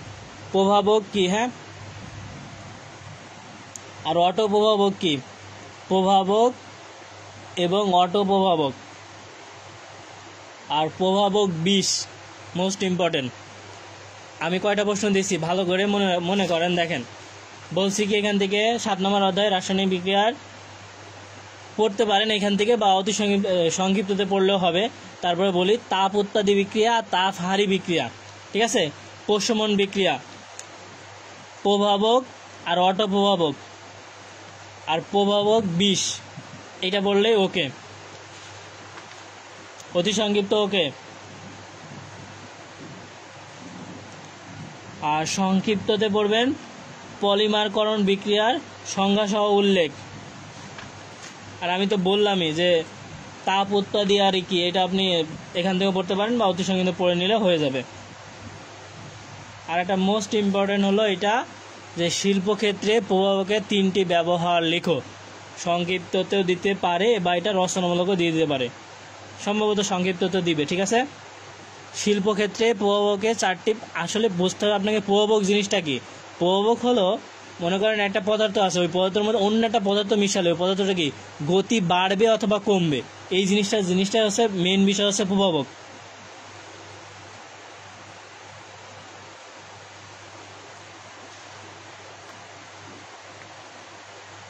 বুঝতে পারছি আমি?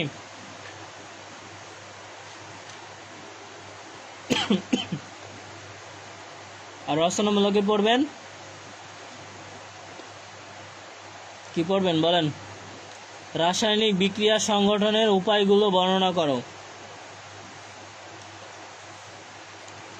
দেখেন, আমি কিন্তু এটা সংক্ষিপ্ত রচনামূলকও আছে শিল্পক্ষেত্রে প্রভাবকের ব্যবহার, কিন্তু আপনাকে আমি সংক্ষিপ্ততে দিছি না 4টা, এটাই ভালো করে পড়েন, তাহলে কিন্তু আপনার ওকে হবে। একটু টেকনিক্যালি পড়তে হবে, নাহলে কিন্তু সব প্রশ্ন পড়েও আপনি গুলাই ফেলবেন। আর এখান থেকে মাত্র একটা রচনামূলক করবেন, রাসায়নিক বিক্রিয়া সংগঠনের উপায়গুলো বর্ণনা করো। আর এখান থেকে যেই প্রশ্নই আসুক আপনি কিন্তু এই অধ্যায় থেকে পারবেন। আমাদের মেন মৌলিক বিষয় কি, এই অধ্যায় থেকে যেখান থেকে প্রশ্ন আসুক আমরা যেন লিখতে পারি।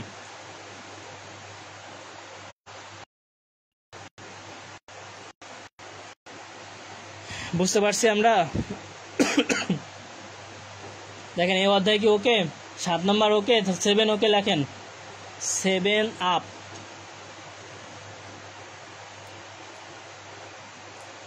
আমিনুল হক আয়ান, আমি নেটওয়ার্কের কারণে দেখতে পাচ্ছি না, সো স্যাড। 7 ওকে। মাশাআল্লাহ, আপনারা অনেক ভালো এবং আপনাদের অসংখ্য ধন্যবাদ, আপনারা রেসপন্স করতেছেন, আলহামদুলিল্লাহ। দেখেন, আমি আরও ফাস্ট করতেছি, দ্রুত বলে দেব। এখন একটু শেয়ার করবেন, ঠিক আছে? একটু শেয়ার করেন, অনেকেই আছে, অনেকেই দেখছে, দেখুক সবাই।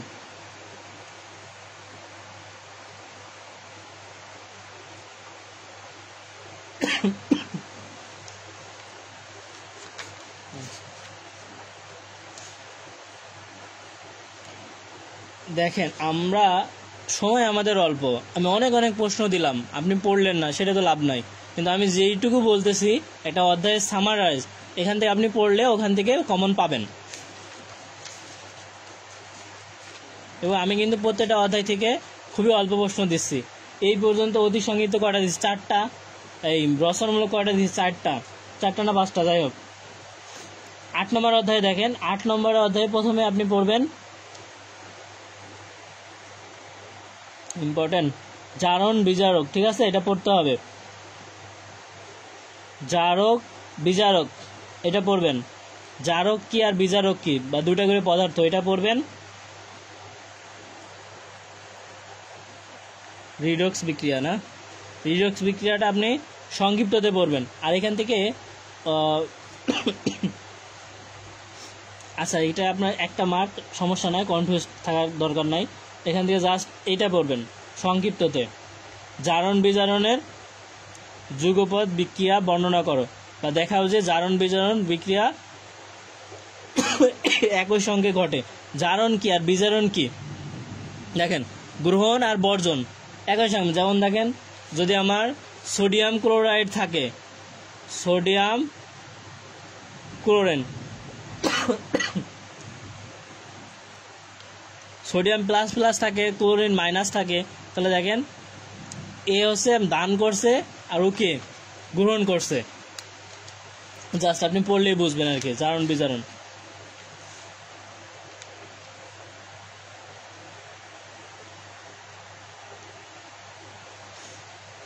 এটাই পড়েন এখান থেকে, তাহলেই হবে। হ্যাঁ, আর এখান থেকে রচনামূলক পড়তে চাইলে জারণ সংখ্যা বলতে কি বোঝায় ব্যাখ্যা করো, আর জারণ বিজারণ পার্থক্য তো ওখান থেকে পারবেনই, এটাই পড়লে হবে। 8 নম্বর অধ্যায় কিন্তু ওকে, বুঝতে পারছেন কি না? আমি আবার একটু সামারি করবো। 8 নম্বর অধ্যায়, 8 নম্বর অধ্যায় কিন্তু এখান থেকে একটা প্রশ্ন থাকবে, অতি সংক্ষিপ্ত, ঠিক আছে, বা সংক্ষিপ্ত, একটা প্রশ্ন যায় থাকবে। প্রথমে বলছি যে জারক আর বিজারক কি, দুইটা করে পদার্থ পড়বো আমরা। তারপরে আমরা পড়বো আচ্ছা, এটা আপনাকে দিচ্ছি না কেন, কারণ আপনার এটা অনেক সময় যাবে, আর শুধু শুধু আপনার একটা আসলো আপনি লিখতে পারলেন না, এজন্য আমি এটা দিচ্ছি না। 1 মার্ক এনে আমার বাদ গেলেও সমস্যা নাই, কিন্তু এখান থেকে আমার যে প্রশ্নটা ইম্পর্টেন্ট সেটা এখান থেকে আমরা পড়বো সংক্ষিপ্ততে।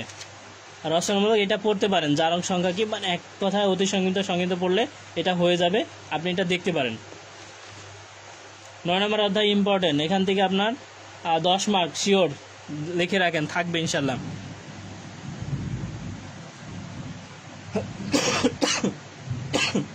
পানি, তাই না, পানি পানি 9 নম্বর অধ্যায় ইম্পর্টেন্ট, 10 মার্ক প্লাস থাকবেই। এখানে প্রথমে আমার পড়তে হবে কি, প্রথমেই পড়বেন এখান থেকে পানির ক্ষরতা বা পানির ক্ষরতার কারণ কি, পানির ক্ষরতা কি, এনে মানে যে আমার মৌলগুলো আছে একই, ক্যালসিয়াম, ম্যাগনেসিয়াম, অ্যালুমিনিয়াম, এইগুলো তার কিন্তু বাইরে নাই। পারমুটি কি, এখান থেকে যদি পড়ে যান রচনামূলকের জন্য সহজ হবে।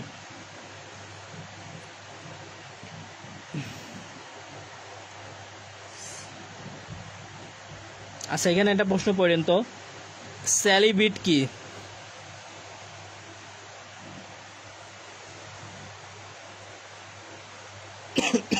মোস্ট ইম্পর্টেন্ট, খড় পানি এবং মৃদু পানির মধ্যে পার্থক্য 100% ইম্পর্টেন্ট। খড় পানি এবং মৃদু পানির মধ্যে পার্থক্য যদি পড়েন ভালো করে, তাহলে আপনার খড় পানির ব্যবহার, খড় পানির সুবিধা অসুবিধা এবং মৃদু পানির ব্যবহার সুবিধা অসুবিধা এই প্রশ্নের মাধ্যমে লিখতে পারবেন আপনি। খড় পানি এবং মৃদু পানির মধ্যে পার্থক্য, খড় পানি স্বাভাবিকভাবেই কি, এখানে কি আপনার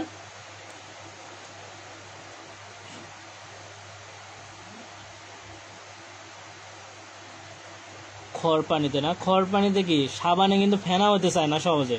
আর যেটা মৃদু পানি, দেখবেন আপনাদের টিউবওয়েলে, যদি বাংলা ভাষায় বলি আয়রন যদি থাকে না, ওই টিউবওয়েলে যদি কাপড় ধোয়ার সময় বা গোসলের সময় দেখবেন সহজে ফেনা হতে চাবে না সাবানে।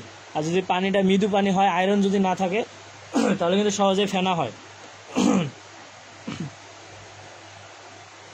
এবং খড় পানি কিন্তু যখন আপনি ফুটন্ত করবেন তখন কিন্তু এটার রং পরিবর্তন হয়, মৃদু পানি কিন্তু পরিবর্তন হয় না। এটা জাস্ট পড়েন, এটা কিন্তু ইম্পর্টেন্ট, বুঝতে পারছেন? আমি দ্রুত করতেছি ভাই। আর এখান থেকে পড়বেন একটা রচনামূলক, এখান থেকে পড়বেন, সেটা হচ্ছে পানির ক্ষরতা দূরকরণের পারমটি প্রণালী বর্ণনা করো। ঠিক আছে, দেখেন এই পর্যন্ত আমি কয়টা রচনামূলক দিছি। 9 নম্বর অধ্যায় আমি কিন্তু বলছি মোস্ট ইম্পর্টেন্ট একটা অধ্যায়, এখান থেকে 10+ মার্ক থাকবেই। পারমটি প্রণালীর মূল নীতি লেখো, এখানে আপনি পারমটি প্রণালী যদি পড়েন এখান থেকে সবগুলো পারবেন। পারমটি ক্যালসিয়াম, ম্যাগনেসিয়াম, আয়রন এই যেগুলো থাকে না, এগুলো দিয়ে কিন্তু পারমটি প্রণালী। এটা কিন্তু এখানে প্রশ্নের অ্যান্সারটা সুন্দর করে দেওয়া আছে, এখানে পড়লে কিন্তু আপনি পেরে যাবেন এখান থেকে। আমি বুঝাতে পারছি? ধৈর্য ধরে একটু সময় দেন, একটু সবাই থাকেন লাস্ট পর্যন্ত, আর কিছুক্ষণ সময় দেন তাহলেই হবে। ঠিক আছে,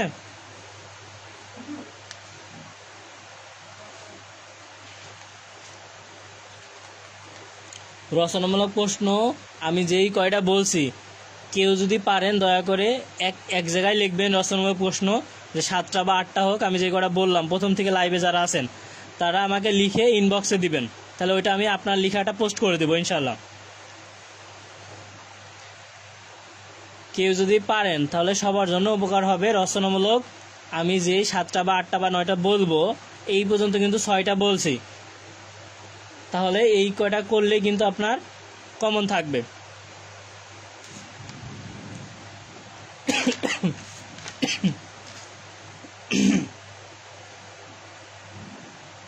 আচ্ছা, 10 নম্বর অধ্যায়ে আসেন। 10 নম্বর অধ্যায়ে আপনার পড়তে হবে অ্যানোড জিনিসটা কি, অ্যানোড আর ক্যাথোড, এটা কি পড়বেন। ঠিক আছে, অ্যানোড, ক্যাথোড, আর হচ্ছে গ্যালভানাইজিং আর ইলেকট্রোপ্লেটিং, এই 4টার মধ্যে থেকে যে কোনো একটা যদি দেয় তাহলে থাকবে ইনশাল্লাহ।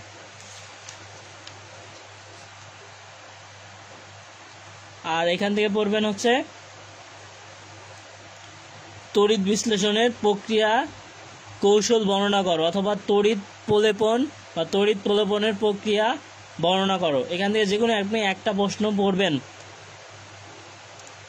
ইলেকট্রোপ্লেটিং, গ্যালভানাইজিং একই জিনিস কিন্তু মাধ্যমটা ভিন্ন।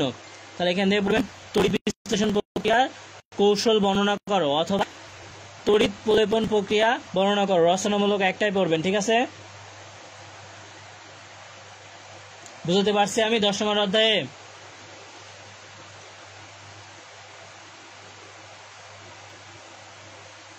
আর রেদওয়ান হোসেন ভাই, আপনাকে অনেক অনেক ধন্যবাদ সাজেশনের জন্য, মাশাআল্লাহ। এখন আমি যারা আছেন প্রথম থেকে এই পর্যন্ত, আমি যে 10 নম্বর অধ্যায় পর্যন্ত সাজেশন দিলাম, আপনাদের কারো কাছে কি মনে হয়েছে যে বেশি প্রশ্ন দিচ্ছি বা কেমন দিচ্ছে একটু জানাবেন। আপনার একদম যে অনলাইন যেমন একদম শর্টই দিচ্ছি, এবং এগুলো কি মোস্ট ইম্পর্টেন্ট। আর প্রথম থেকে যারা আছেন শেষ পর্যন্ত, আমি যেই করে রচনামূলক দিব, খাতায় সুন্দর করে একটু লিখে আমাকে ইনবক্সে ছবি দিবেন, তাহলে আমি পোস্ট করে দেবো ইনশাল্লাহ। পাস করলে মিষ্টি খাওয়াবো ভাই, ইনশাল্লাহ পাস করবেন ভাই। যদি এতটুকু পড়েন কমন পাবেন, আপনি জাস্ট লিখবেন, খাতায় কোনো ফাঁকা রাখবেন না, লিখবেন। আর যাই পারেন সময় 3 ঘন্টা একদম টোটালি পরীক্ষার হলে বসে থেকে পরীক্ষা দিবেন। পারেন না 2 ঘন্টা 2.5 ঘন্টা পরে চলে আসেন, এমন করবেন না। পরীক্ষায় ফেল করার মানে 100% ফেল করবেন যদি কেউ 2 ঘন্টা 1 ঘন্টা পরীক্ষা দেয় বা 1.5 ঘন্টা দেয়, পারে না। না পারলেও আপনি 3 ঘন্টা যা পারেন লেখেন, আস্তে আস্তে পাস করে যাবেন। সাদা খাতা দিয়ে আসবেন না, যা পারেন লিখবেন।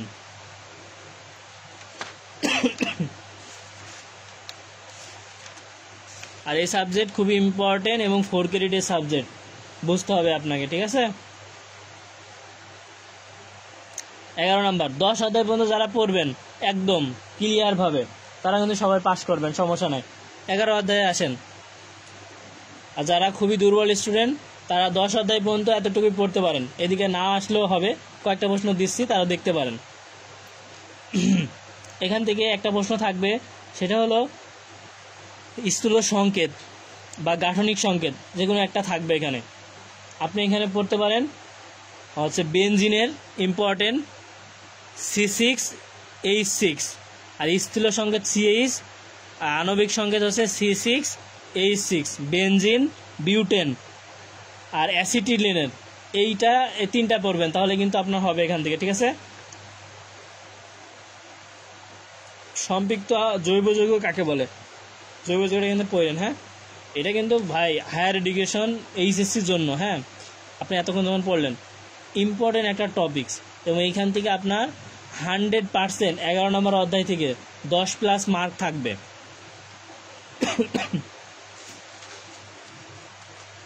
এখান থেকে দেখেন ইম্পর্টেন্ট একদম রচনামূলক একটা, এটা হলো জৈব যৌগ, ঠিক আছে? জৈব যৌগের শ্রেণীবিন্যাস বর্ণনা করো। আপনি যদি এটা পারেন, তাহলে জৈব যৌগের মধ্যে পার্থক্য কিন্তু আপনি পারবেন। আর আণবিক সংকেত, গাঠনিক সংকেতের জন্য আমি যেটা বললাম ওইটা পড়বেন, বা এখান থেকে পড়তে পারেন মিথেন, ইথেন, প্রোপেন, বিউটেন।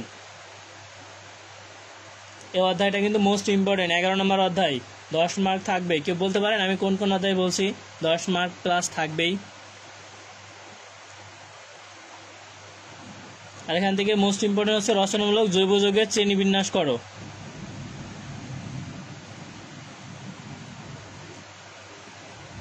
বা জৈব যৌগের পার্থক্য লিখতে পারেন, ঠিক আছে?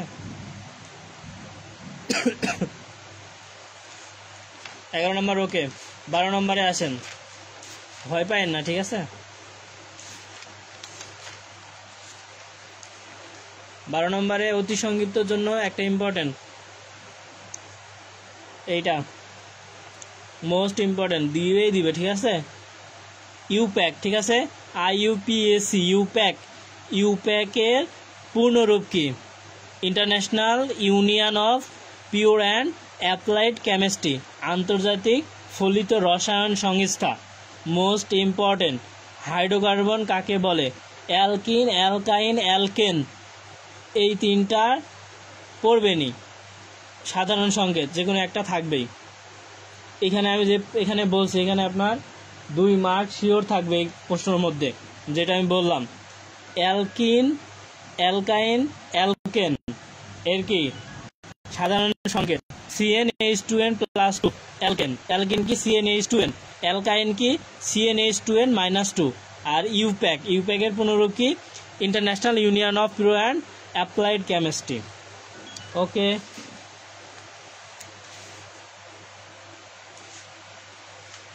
অ্যালকেনকে প্যারাফিন বলা হয় কেন?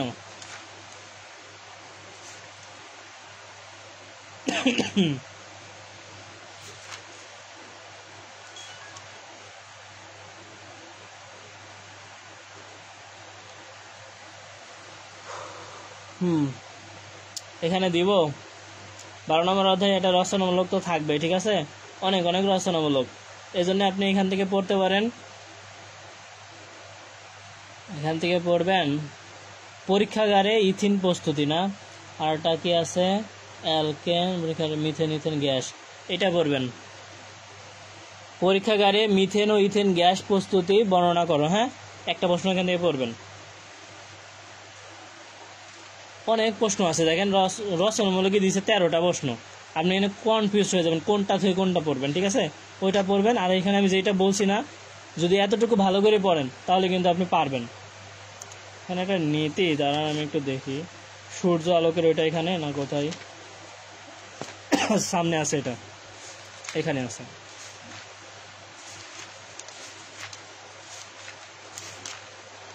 তেরো নম্বর অধ্যায় আসেন এবার। 13 নম্বরে অ্যালকোহল, অ্যালকোহল কি এটা পড়বেন, আর অ্যালকোহলের সাধারণ সংকেত এটা পড়বেন।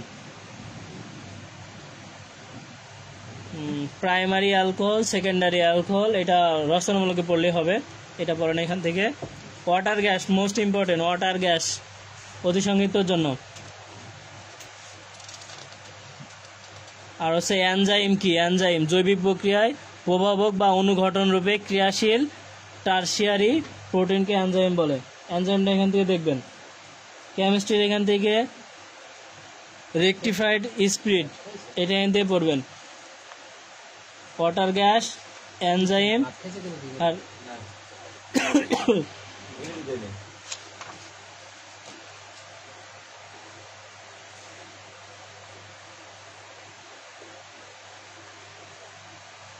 আচ্ছা এটাই পড়েন তাহলে হবে। ইনভার্ট চিনি আর চিটাগুড় দেখতে পারেন, সমস্যা নেই। গলাটা বসে গেল আপনাদের জন্য, বুঝাতে পারছি আমি, দ্রুত হয়েছে। আর অ্যালকেনের শ্রেণী বিভাগ উদাহরণ সহ আলোচনা করো, এটা পড়বেন। বা ওই যে ওখানে দিলাম না, ওয়াটার গ্যাস দিছি না, তাহলে কি এই যে গিগনার্ড বিকারকের অ্যালকোহলের প্রস্তুতি বর্ণনা, প্রশ্ন কিন্তু ভাই থাকবেই। অ্যারোমেটিক যৌগ, এখান থেকে আপনি যদি কেউ না পারেন তাহলে বেনজিনের তো দিছি না। আচ্ছা এখান থেকে আপনার পড়ার দরকার নাই যদি না পারেন, 15 নম্বর অধ্যায় থেকে। কিন্তু এখানে একটা রচনামূলক এখান থেকেও একটা দিবে, কিন্তু আপনার শব্দ করার দরকার নাই। দেখেন মোট আমি রচনামূলক কয়টা দিছি, তাহলে টোটাল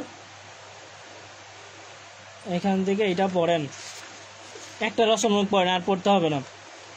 সেটা হচ্ছে অ্যারোমেটিক যৌগের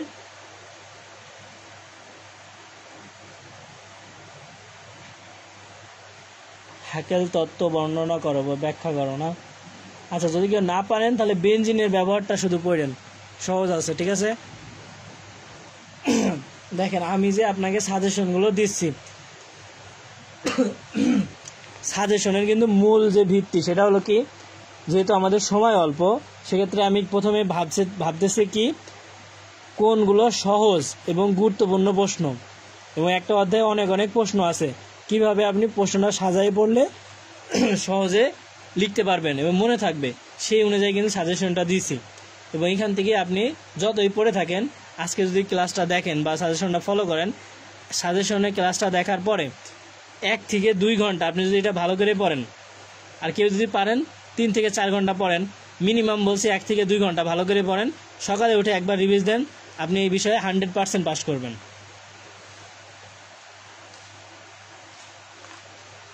14 নম্বর ওকে না? 15 অধ্যায় দেখেন, 15 অধ্যায়ে থাকবেই, মনে করেন যে আপনার এখান থেকে দেখেন খাদ্য নিরাপত্তা বলতে কি বলে, এখানে 10 মার্ক থাকবে 15 অধ্যায়ে। 15 অধ্যায়ে 10 মার্ক থাকবেই।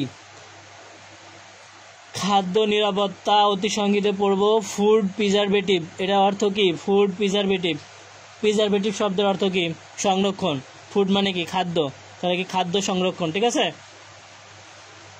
আর কিউরিং, কিউরিংটা আবার কিন্তু ওই আরসিসি না, ঠিক আছে, খাদ্য বস্তুর উপরে স্প্রে করেন না, ওইটার কথা বলছে। ক্যানিং, ক্যানিং পড়বেন, এখান থেকে ইম্পর্টেন্ট। আর ভিনেগার কি? Most important, 100% important, 100% important. Vinegar acetic অ্যাসিডের 6 থেকে 10% জলীয় দ্রবণ, ভিনেগার প্রতিসংগীত মোস্ট ইম্পর্টেন্ট, ঠিক আছে। আর এখান থেকে ফুড প্রিজারভেটিভ মানে খাদ্য সংরক্ষণ তো পড়বেনই। আর এখানে রচনামূলক, এখান থেকে এটা পড়তেই হবে আপনাকে। রচনামূলক এখানে একটা আসবেই 100%।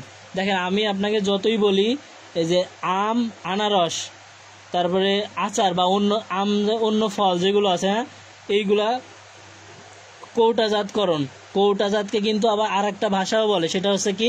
ক্যানিং। এটা কিন্তু একই। তাহলে আমি বললাম কি? আমটা পড়তে পারেন। আর একটা হলো মাছ মাংস, একই, সেম, মাছ অথবা মাংস সেম, ঠিক আছে। তাহলে আমি বলছি কি? খাদ্য নিরাপত্তা, প্রথম অতিসংগীত পড়ছেন। প্রিজারভেটিভ কি? প্রিজারভেটিভ দেখেন, খাদ্য নিরাপদ না বলে প্রিজারভেটিভ বলছে। প্রিজারভেটিভ মানে সংরক্ষণ। সংরক্ষণটা কি, কিভাবে আলোচনা করো। তাহলে এখান থেকে আমি পড়বেন মাছ মাংস, তার মানে যে কোনো একটা পড়বেন, মাছ অথবা মাংস, তাহলে আপনি পারবেন। আরটা পড়বেন হচ্ছে প্রিজারভেটিভ। আর আমটা তো আপনারা পারেনি, অনেকে আচার বানান, আম কিভাবে সংরক্ষণ করতে হয়, বুঝতে পারছেন। 10 মার্ক এখান থেকে থাকবে, আমি যেটা বললাম। তাহলে একটাই পড়েন মাংস বা মাছ, আর একটা হচ্ছে আম, তাহলে কিন্তু এখান থেকে আপনি পারবেন। আবার আপনাকে যদি এখন কি শেখানো লাগবে, যদি এরকম আসে যে লবণ আর চিনি দ্বারা কিভাবে সংরক্ষণ করা হয়, ওই লবণ চিনি দ্বারাই কিন্তু ওই মাছ বা মাংস আপনি সংরক্ষণ করতেছেন, ওইটাই শুধু জাস্ট ঘোরাই বলতেছে। আশা করি আমি বুঝাতে পারছি। আপনারা কি বুঝছেন না আমি একাই বুঝলাম? একটু জানান। আর এই সাবজেক্টে ব্যবহারিক, তারপরে যে আছে আমি পরে বলবো, সমস্যা নয়, পরীক্ষাগুলো ভালো করে দেন, কারণ এটাতে প্র্যাকটিক্যাল মার্ক তো অনেক। 200 মার্কের মধ্যে জাস্ট 90 মার্কের ফাইনাল পরীক্ষা হচ্ছে। 100 মার্কে স্যারদের হাতে আছে। এই মার্কটা কিভাবে হয়? ক্লাস টেস্ট, কুইজ টেস্ট, আপনার অ্যাটেন্ডেন্স টেস্ট, ক্লাসে কতটুকু গেছেন, আর হচ্ছে প্র্যাকটিক্যাল। তাহলে দেখেন 110 মার্ক, এখানে আপনি 36 পাইলে পাস, 36 পাইলে পাস করছেন, আর এখান থেকে কিছু দিলেই কিন্তু আপনার প্লাস মার্ক। এজন্য প্র্যাকটিক্যালটা খুবই গুরুত্বপূর্ণ। তাহলে 90 মার্কে যেভাবে হোক 36 আমাকে পাইতে হবেই। আশা করি আমি বোঝাতে পারছি, দ্রুত চেষ্টা করছি। আপনারা যারা বুঝছেন একটু ধন্যবাদ জানান, কৃতজ্ঞতা প্রকাশ করেন। লাইভ থেকে চলে যাবো ইনশাআল্লাহ। আপনারা কি বুঝলেন না আমি একাই বুঝলাম?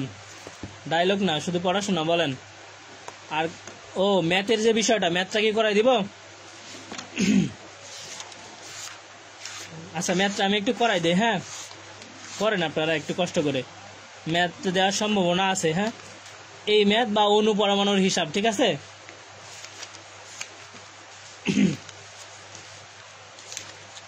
আমি সহজটাই আপনাদের করাই দিচ্ছি, কারণ এত চাপ নেওয়ার দরকার নাই এখন, এটাই করেন তাহলেই হবে।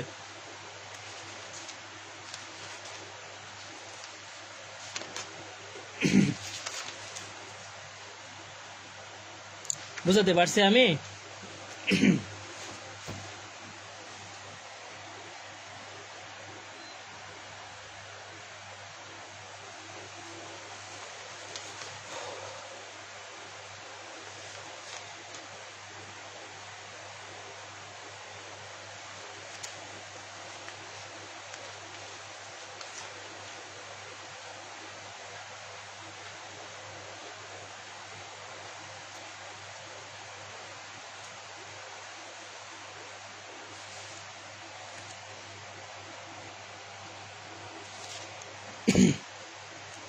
রিপন বলছেন ম্যাথটা করাই দিতে বলছেন, জাস্ট আমি একটু বোঝাই দিই ভাই, ঠিক আছে? তাহলে কিন্তু আপনারা সহজে পারবেন ইনশাআল্লাহ।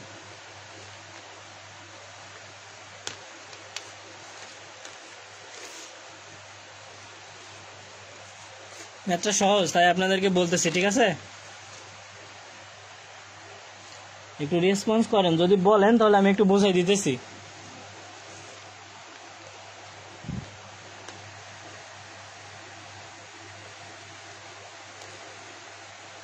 এখানে বলেন, দেখেন আমাকে বলতেছে কি ম্যাথটা এই টাইপের একটা ম্যাথ বা অণু পরমাণুর হিসাব, মৌলের হিসাব, ঠিক আছে? এইগুলো আসবে, এইটা আমি দিলাম, এটা আসার সম্ভাবনা বেশি। 27 ডিগ্রি সেলসিয়াস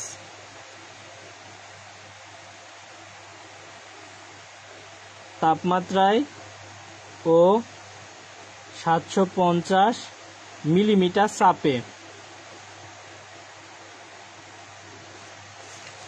একটা গ্যাসের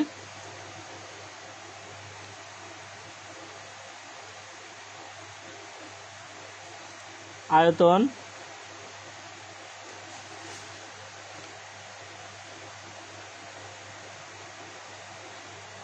500 মিলি হলে, এখন বলতেছে কি আবার 77 ডিগ্রি সেলসিয়াস তাপমাত্রা ও 700 মিলিমিটার চাপে এর আয়তন কত হবে? সহজ সহজ হিসাব।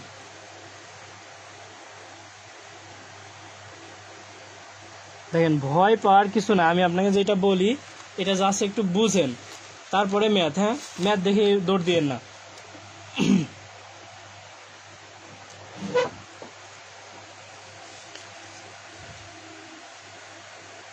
একটু খেয়াল করেন, সবাই একটু মনোযোগ দেন। আমাকে বলতেছে কি 27 ডিগ্রি সেলসিয়াস তাপমাত্রায় ও 750 মিলিমিটার চাপে, তাহলে একটা তাপমাত্রা দেওয়া আছে, একটা চাপ দেওয়া আছে, বলতেছে একটা গ্যাসের আয়তন যদি 500 মিলিমিটার হয়। এখন সেম ভাবেই যদি 77 ডিগ্রি সেলসিয়াস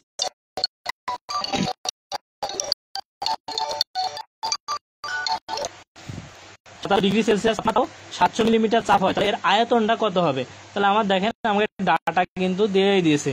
তাহলে প্রথমে যে প্রথম তাপমাত্রাটা আমি টিঅন দিলাম, টিঅন বলছে 27 ডিগ্রি সেলসিয়াস, তাহলে 27 ডিগ্রিকে ক্যালভিনে নিতে হবে। ক্যালভিন কি আমার স্ট্যান্ডার্ড, তাহলে ক্যালভিনে যদি আমি নিই তাহলে 1 ডিগ্রি সমান 273, তাহলে আমি 27 প্লাস 273, তাহলে আমার কত হবে?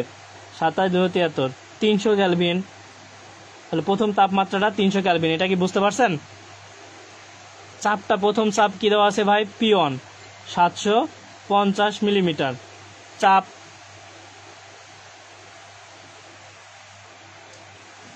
তারপরে গ্যাসের আয়তন ভিওন, ভলিউম আয়তন 500 মিলিমিটার।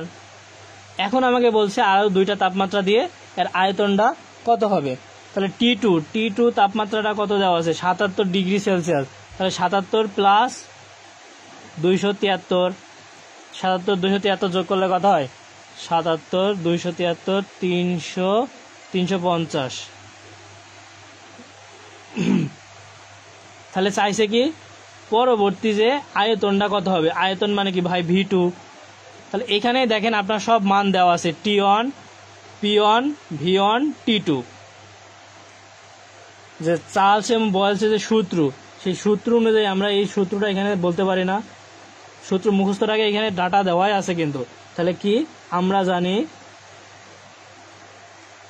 শুনেন, ম্যাথ করার পূর্বে আপনি এটা লিখে নেবেন, তাহলে কিন্তু সহজ হবে। আমরা জানি কি P1 V1 ভাগ T1 ইকুয়াল P2 V2 ভাগ T2, যা সেখানে মান বসাবেন, ক্যালকুলেটরে দিবেন, চলে আসবে।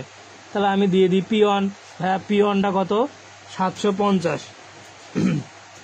আচ্ছা, তার আগে যেহেতু আমাকে বলছে কি আয়তন কি V2টা বের করতে বলছে, তাহলে আমি এটা সাজিয়েও নিতে পারি বা একবার এখানেও মান বসাইতে পারি। তা আমি এখানে আপনার বোঝার জন্য সহজ করে দিই, V2 দিলাম।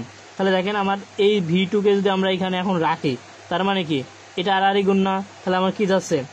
P1 V1 T2 থাকছে উপরে, আর নিচে থাকছে কেটা আমার T1 P2। তাহলে এটা মান বসায় P1 সমান কত 750, V1 সমান কত ভাইয়া 500, T2 সমান কত ভাইয়া 350, T1 300 আর P2 হচ্ছে 700। এই যে আমার এটা হচ্ছে P2।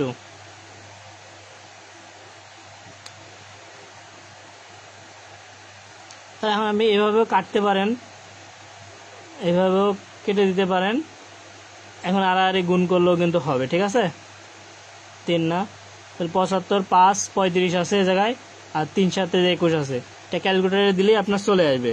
V2 এর মান হচ্ছে 292 ml বা মিলিমিটার যাই বলেন, অ্যান্সার। বুঝতে পারছেন কি?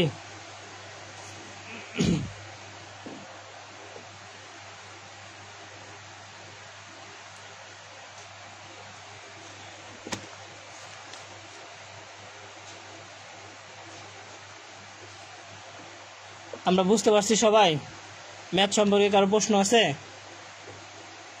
যদি না থাকে তাহলে সবার জন্য শুভকামনা, আপনাদের সবার জন্য দোয়া রইল। এখন পড়ার চেষ্টা করবেন মিনিমাম 10টা 11টা পর্যন্ত, তারপরে ঘুমায় যাবেন।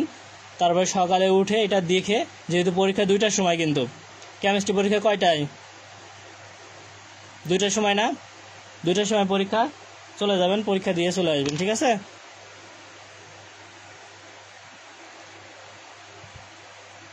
তাহলে আমরা এখানে লাইভটা সম্পূর্ণ করলাম, হ্যাঁ, শেষ করলাম। সবার জন্য শুভকামনা। এডুকেয়ারের সাথে যুক্ত থাকুন।